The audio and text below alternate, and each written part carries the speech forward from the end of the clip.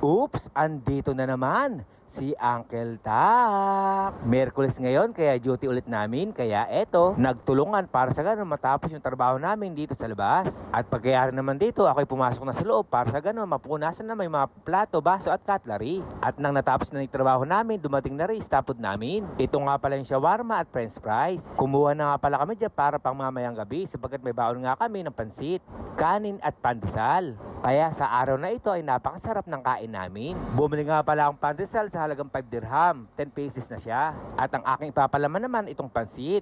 Kayo mga uncle, naranasan nyo ba yung ganito? Napakasarap na to pag ito ay aking pinapalaman. At sasabayan pa na mainit na kape. Kalasa.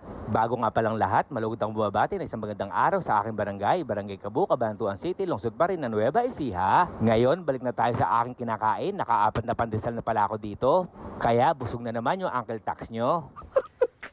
At nang natapos na kami kumain, ako ay nagpunta na ng washroom area. Upang sa ganun, ako ay maglilinis at magpapalit ng uniform. Obligado tayo maging babango. Dahil yung mga guests namin ay darating ng mga 6 p.m. At ang closing time namin ay 3 a.m.